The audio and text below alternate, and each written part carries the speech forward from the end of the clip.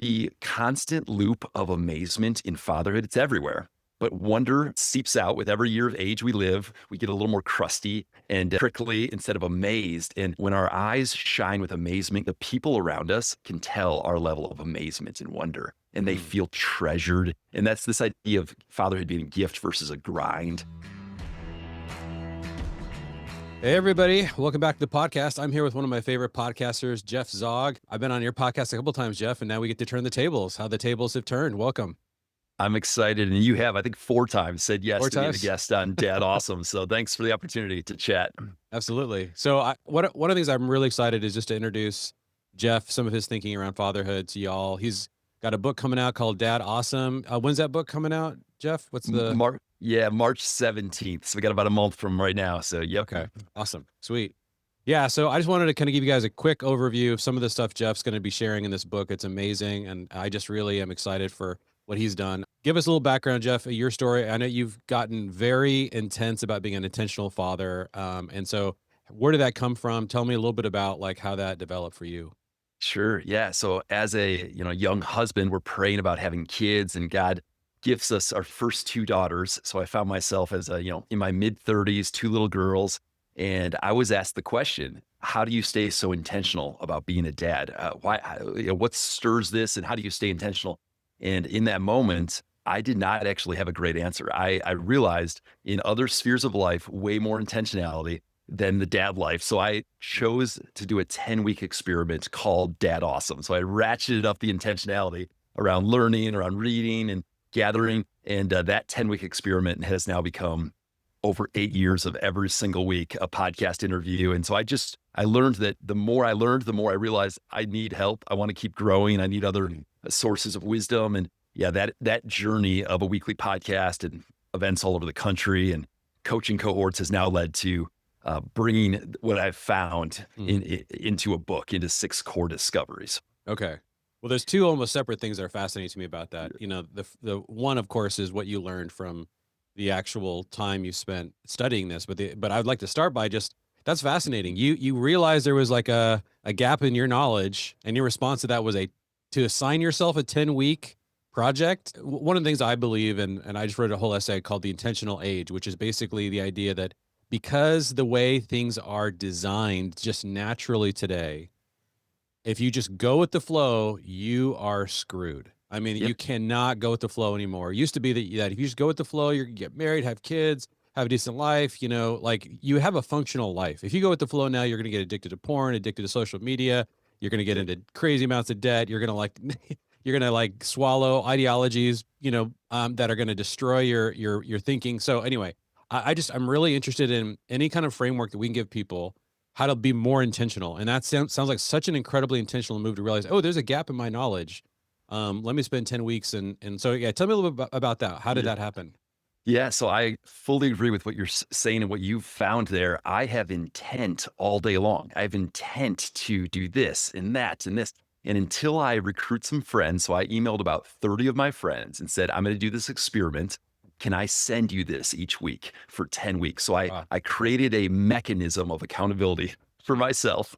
And then I went on the lookout over those 10 weeks for what can I find and share in these little 10-minute snippets. And then I did the homework each week. So the homework that I shared in this 10-week experiment called DadAwesome, I did the homework and I found myself, well, one, I had very little else to say after 10 weeks as a dad of 2 little girls. So I immediately pivoted to, I'm going to start interviewing people instead of doing a solo podcast. So 10 weeks of solo, and I've been interviewing ever since. But what I found is I have to add activation. So it's always been a part of what we do is we activate, go do this challenge, go do this one-on-one, go do this interview your wife. How's, from her perspective, how am I doing as a dad? And so that was always part of it. But for the first year, I was taking a break from social media. So it was just an inner circle group of buddies, a passion project. And I found that the more I learned, the more I realized I want to take this a much higher degree of seriousness around fatherhood. And I today have 4 daughters, so I added 2 girls. So in the experiment, they have benefited because they've seen a dad who prioritizes and always is sharing and bringing others with me. So as soon as it becomes a solo pursuit, it fizzles. It fizzles. All of my pursuits, I have to grab some others with me. Okay, man. All right. So you started this thing 400 podcasts later. Yeah. You've interviewed a lot of people. So I always liked when you've done that much of the homework yourself. I get really interested in how you answer the Peter Thiel question, right? Which is, Mhm. what is something that you believe is true that almost no one agrees with you on? Because whatever is Mm. messed up about fatherhood or the family or whatever, it's likely to be a counterintuitive thought. Because if it was intuitive, it probably wouldn't, we would be doing it right. Like we would all understand the answer and we would fix it pretty quickly. When there's things that are constantly broken, usually there's a counterintuitive reason. That's why I love Peter Thiel's question. What's one truth you believe that few people agree with you on? So I'm curious if there's any surprises in those 400 conversations, anything you're like, oh, man, I got to change how I think about this. This is what's really going to affect the way I do fatherhood. So yeah, anything that you call out there that were kind of surprise moments of learnings for you? Yeah, I mean, one is the myth of just, be an awesome dad, be an awesome dad. This is the most important thing. And I guess I just didn't realize being husband awesome Okay. is upstream. It is Hmm. upstream. And my girls know they Yeah. are not my favorites. They are not Okay. my favorites. Hmm. My wife is. And again, a bunch Yes. of dads and husbands would agree with me on that one. But maybe here's another one. Yeah. The phrase stay amazed. Hmm. Stay amazed. Okay. This has caught so deeply that it's fuel. Amazement for the treasured role of fatherhood is fuel for all the Hmm. valleys, and there's Oh yeah. so many valleys. And as soon as I start to just like shy back from the valleys, shy back from their hearts because I'm struggling right now. Yeah. In fact, I ran an experiment this year, just a month and a half ago, at the end of 2025. I did a family kind of vision summit where I pulled my girls together. I designed this experiment, and it went really poorly. Hmm. The the age of my girls and the fact that I was out of sync, I had not taken time with my wife beforehand. I designed a 3-day experience of conversations and gamification and post-it notes all over the sliding glass door. And Hmm. it went really poorly. And I realized this is why most dads shy back from instead of lean into intentionality and crafting vision and new habits as a family. It's so much easier to take a few days and just chill out with your family. Your Yeah. wife maybe loves you more. Your kids love you more. In the short term, my wife was frustrated. My girls were frustrated because dad's pressing Yeah. into Hmm. new frontier. And I think that's one of the areas that most people don't realize that the more you press in, there's actually more resistance. And being a pioneer is hard work Hmm. and forging new ground. So, Yes. so I just like cheer for dads in all those areas. Yes. Well, so those are three really, really good takeaways. Be the husband, and what you just described about like trying to kind of overcome that resistance that's just natural in the family. And that surprised me as well. I mean, when I first started doing intentional things, I was like, you do kind of expect the standing ovation. Like Yeah. I am like killing it. I'm in the top 1% of fathers right now. I'm actually trying the bar is so low and I'm trying to do something intentional, but you can encounter resistance. And so, yeah, what do you say to yourself or fathers when you get in front of your family and say, okay, guys, I'm trying to take ground here for us, and you're hit this and I want to go back to the amazed thing because that was Sure. really interesting comment. But tell me first, yeah, how do you deal with that? Families weren't designed to be a group of disconnected individuals. In scripture, the household was a team, a multi-generational team on mission. We've forgotten that. That's why we wrote a free course called 5 Days to Transform Your Family into a Team. Each day unpacks one key idea: vision, training, mission, or rhythm, and gives you one way to live it out. No hype, just wisdom and practice. Enroll free at familyteams.com/transform. Yeah, grace for yourself, for your Yeah. girls, for the response. The reactive, like I'm frustrated, like just like grace for everyone. It Yeah. always, I've found that if I apologize to one of my daughters, it's a 4 times blessing back because Mm. I apologize to them. It makes my connection with that daughter closer when I'm humble. My other daughters notice. They see dad apologize, and it makes my connection with them. They're like, "Oh, dad's moving his heart toward." My wife thinks I'm more attractive when I apologize to my girls. Like, and then God in heaven, Mm. he like treasures this humble moving towards saying, I want to be teachable here. So grace all around, but Mm, let's not take the easy path. So even though like I'm stumbling, I'm getting like I realize more today. I mm, feel like I have more areas that need help in my dad life today. 8 years into this experiment called DadAwesome, right? Like so tons of grace, but stay after it because I use the almanac from Back to the Future, the sports almanac of knowing all yeah, the wins. yes, If I could have an almanac from all the interviews that I've done, it wouldn't be around investing in this company. In this company, I've actually done the math around. I had some assets and I chose to pay off college with them instead of invest somewhere else. And you could easily go back and say, "Oh, put the investment here instead." Eh, I have this sports almanac, the Back to the Future, Marty McFly, and it is pressing into this thing we're talking about today: treasuring fatherhood, growing a family after God's heart, like choosing to be humble and teachable, learning, reading books, listening to like dads yeah, who learn. I'm like, yeah, this is the that's almanac huge. because Yeah. we will see the benefit Mm. 100, 1,000 times over if we press it. So anyway, I think I went off tangent there. No, that's so good. Yeah, I agree 100%. I love that visual image. I'm a huge Back to the Future fan. Yes. That's really good. Yeah, we do have that secret um, to how do you actually make a better future? And you're saying, look, like stay learning. Now, I want to understand a little bit about the stay amazed. Tease that a little bit more. What exactly are you seeing? People, the guys who stay amazed. What are they amazed by? And like, tell me about that. Yeah, and I'll use just a short story. So I lived in Yeah. Australia on the Gold Coast. I'm surfing almost every day back 24 years ago, Okay. study abroad. I returned to Minnesota with an amazement for surfing, a fascination, a desire to learn. And I was willing to research like crazy because of amazement, because of wonder. I researched, I connected in like this is a long time ago, dates me, chat rooms online around Mm. freshwater surfing. I went in middle of the night, traveled up to Stony Point, north of Duluth, and I surfed in late November and got Whoa. hypothermia. I did all of this out of pursuit Mm. for something that amazed me. It amazed me. I was willing to, the fascination and amazement I would do so much for. And we do this when we're dating, pursuing our wives, right? But the constant loop of amazement in fatherhood, it's everywhere. But wonder, right? It seeps out with every year of age we live. We get a little more crusty and prickly instead of amazed. And I just want to cheer for myself. I want to cheer for my daughters, for all these other dads to stay amazed because when our eyes shine with amazement, curiosity, we'll learn. We'll take times learning. We'll take notes. Mm. We'll be curious, and the people around us can tell our level of amazement and wonder, and they Mm. feel treasured. And that's this idea of fatherhood being a gift versus a grind. Amazement, it ripples in so many good ways into my friendships, into my local community, my neighborhood, my girl. But yet we all drift towards dull, frustrated, short, like Right. so that's what I want to stoke I up. love that. That's so good. Yeah, that idea that familiarity breeds contempt, and that Yeah, sometimes you yeah, can be a part of the most amazing thing in the world, but if it's so close to you, you don't yeah. realize its preciousness, and you're not fueled by that endless passion and curiosity and wonder that comes naturally from, whoa, I'm a father. Like I'm building into these generations. Like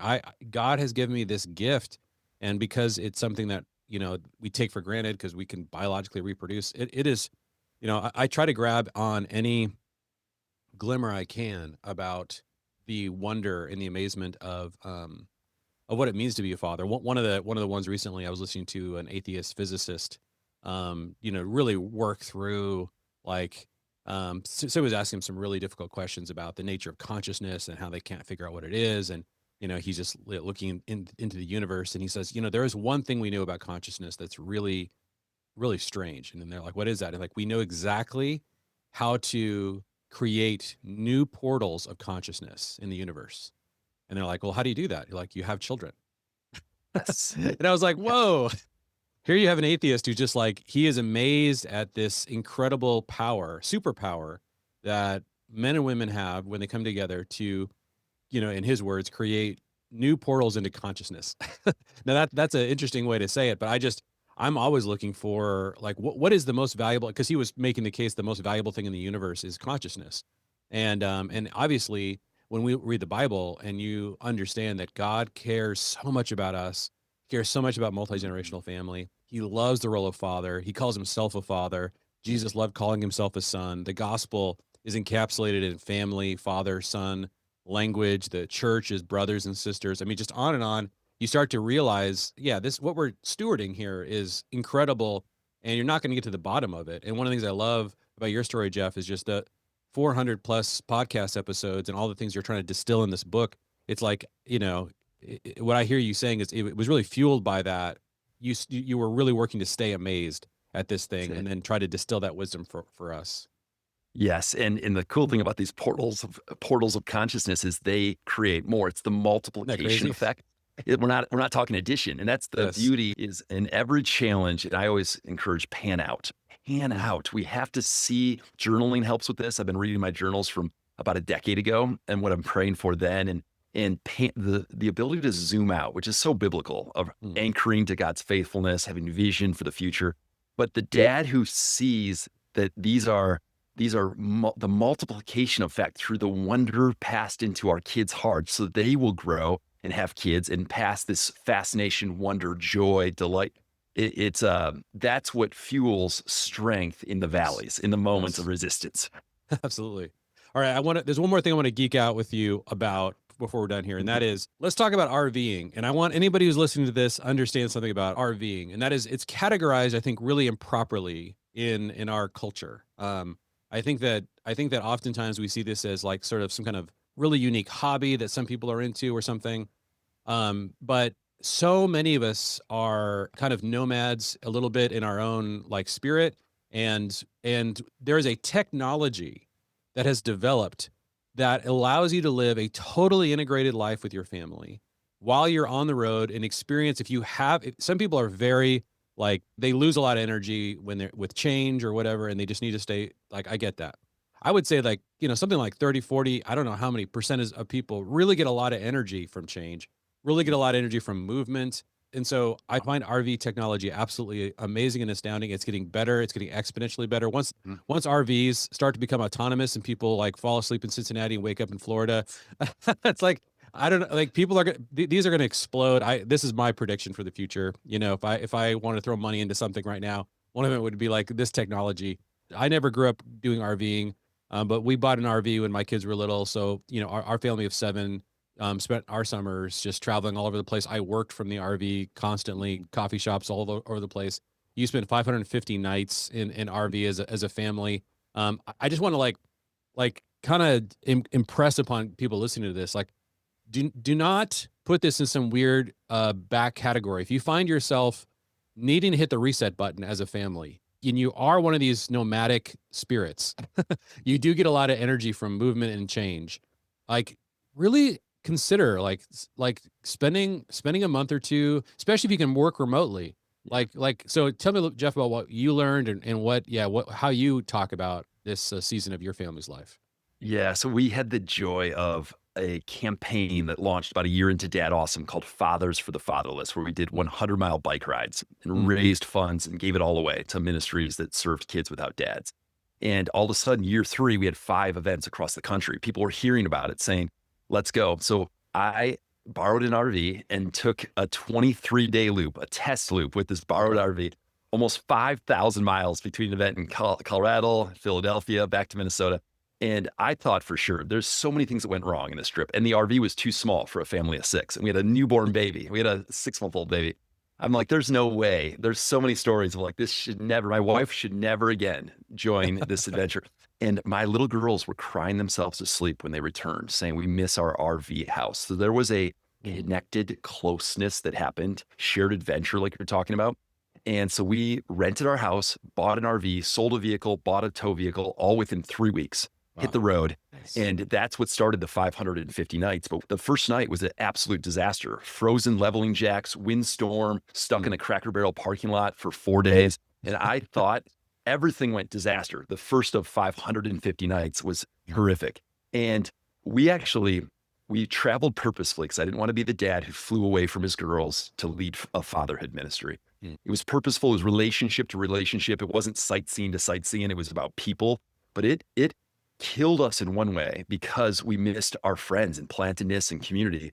But in the other side of wonder and fascination and cultures that we got to connect with, and even in the United States, so many yeah. different So many beautiful things. Yeah. people groups. And priorities for different places. It was phenomenal. We have forever friends that we met in moments at RV parks that we never would have expected. So I highly encourage it. But if you can test it before you go all in and buy a big RV, test it out first if possible. And I think if you can get some friends to travel with you, best case, because it is a lonely road in some ways of your only date night is locking the door when your kids are asleep and doing laps. We just do laps with that AirPod in so you can hear the monitor. You just Yeah. laps around that RV park. So we made it work. And this ministry in so many ways was formed by 550 nights on the road and so many parallels. But yes, thanks for asking. And I do cheer for families to try it. Yes, absolutely. Yeah. I love your advice too. Like, experiment with it. I work from an RV now. I have a little van that I take Yes. on a trip every year, and with one of my kids, like different directions. And we really miss the whole family. But there's not a lot of things you can do with a lot of little kids that Yeah. really feels like you are experiencing something together. And so this is just one of those things that when our kids were, basically like 8 to 1, that was like the dream season of RVing. And yeah, the technology was just good enough. And today it's even better. It just keeps getting better and better and better to be able to craft a really good experience. You have to like really get a lot of energy from this. I mean, again, like there are certain people just wired for this. And so my wife actually grew up RVing, so she was into it. I had no idea what I was getting into.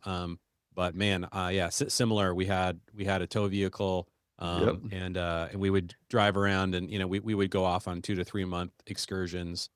So yeah, I just think that's a lot of fun, and just maybe an experience for families that if this is kind of where you get energy, and if you're in a season potentially where you could experience that hyper closeness and hyper integrated life. I think Yes. that's really the magic of it.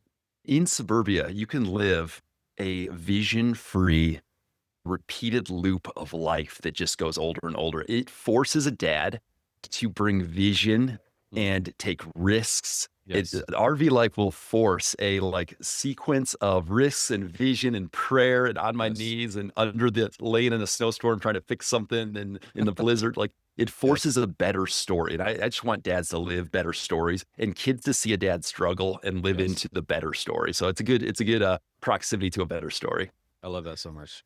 Awesome. Well, Jeff, thanks so much for writing this book. I would love for you to share, how can people follow you? How can people find the book anywhere that you want to point people to? Yeah, we're so grateful to be sharing it. So March 17th, it'll be at dadawesome.org/book or our social at dadawesome. You can find us. And just our prayer is that this is a helpful, like it's a nudge for even the non-reader. We've written it, these little 7-minute chapters, and literally you can do a small group and encourage the dads in your group. Just read one of the chapters and show up and let's talk about this theme. And you can do it in 6 weeks. So Okay.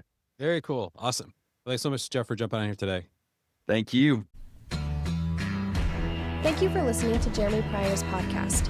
Make sure you hit that follow button so you don't miss out on any future content. Follow Jeremy on Twitter and Instagram as well as his Substack blog, all linked in the description. See you next time.